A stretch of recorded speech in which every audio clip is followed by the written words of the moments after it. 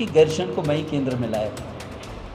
और मुझे याद आता है कि 1991 में जब पर्वतीय क्षेत्र का एक अपर निदेशक होता था, यदि क्षेत्र तो कहीं भी होगा, उस क्षेत्र के लिए ऐसे तंत्र है कि भविष्य में कोई सोच भी नहीं सकता।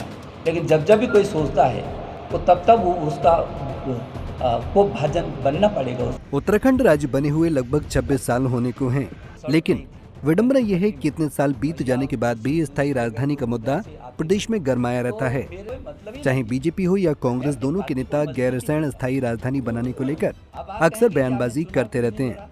हालांकि ये बात अलग है कि दोनों दल उत्तराखंड की सत्ता पर काबिज रहे हैं, लेकिन दोनों की मंशा कभी भी गैरसैंण को राजधानी बनाने को लेकर स्पष्ट नहीं रही और सिर्फ एक दूसरे पर आरोप जड़ने तक दोनों मुख्य पार्टियां मशगूल रहीं।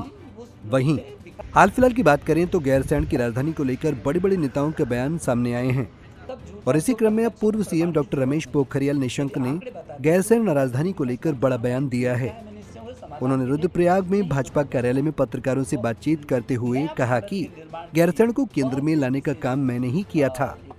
सरकार को चाहिए कि गैरसैंण को अधिक से अधिक समय दिया जाए। गैरसैंण को मैं ही केंद्र में लाया था और मुझे याद आता है कि 1991 में जब पर्वतीय क्षेत्र का एक अपर निदेशक होता था, बैठता था इलाहाबाद में, रहता था वो लखनऊ में और कार्य क्षेत्र होता था उसका गढ़वाल कुमाऊं।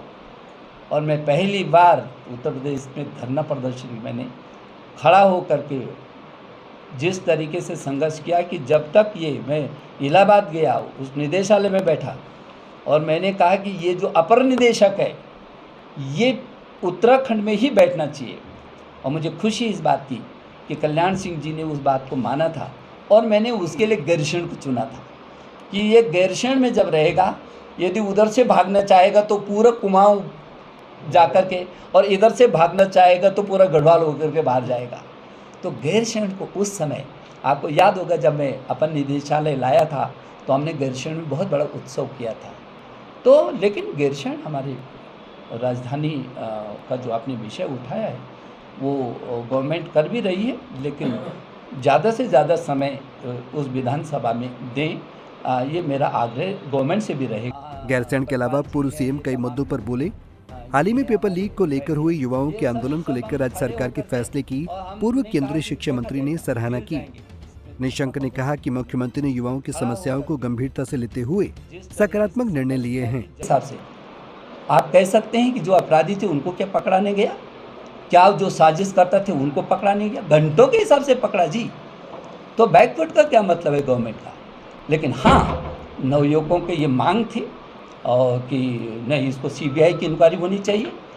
यदि क्षेत्र तो कहीं भी होगा, उस क्षेत्र के लिए ऐसे तंत्र है कि भविष्य में कोई सोच भी नहीं सकता। लेकिन जब भी कोई सोचता है वो तब वो उसका को भाजन बनना पड़ेगा उसको, और वो कर रही है गवर्नमेंट। हमारे परिवारों में बहुत सारी चीज़ें हैं, हम अपने बच्चों को भी समझाते हैं, कई बार वो गलत कर देता है लेकिन उसको कड़ा दंड का अपराध, तो गवर्नमेंट बहुत कड़क है इस मामले में। यूकेएसएससी के अध्यक्ष बोल रहे हैं पेपर लीक नहीं होता, सीबीआई जांच क्यों करा रहे हैं फिर जब पेपर लीक नहीं हुआ। मैंने बताया ना कि एसआईटी का गठन हुआ, एसआईटी ने सारे का सारे लोगों को पूरी तरीके से न केवल घंटों के हिसाब से पकड़ा और उनको अंदर किया, तो ये पर्याप्त था। लेकिन नौजवानों की इच्छा थी, मांग थी कि नहीं, इसको सीबीआई इंक्वायरी होनी चाहिए। तो यदि उनकी संतुष्टि सीबीआई पर हो सकती है तो ठीक है, मुख्यमंत्री ने एक बड़ा कदम उठाया। बता दें कि प्रदेश के पूर्व सीएम रमेश पोखरियाल निशंक ने कैबिनेट विस्तार को लेकर चल रही अटकलों पर कहा, ये विषय पार्टी नेतृत्व के विचाराधीन है, समय आने पर स्थिति स्पष्ट हो जाएगी। पंजाब केसरी टीवी के लिए रुद्रप्रयाग से भूपेंद्र भंडारी की रिपोर्ट। हमसे जुड़े रहने के लिए हमारे YouTube चैनल को सब्सक्राइब करें और नई वीडियो की नोटिफिकेशन के लिए बेल आइकॉन को दबाएं। अगर आप ये वीडियो Facebook पर देख रहे हैं तो लाइक जरूर करें और ज्यादा से ज्यादा शेयर करें। धन्यवाद।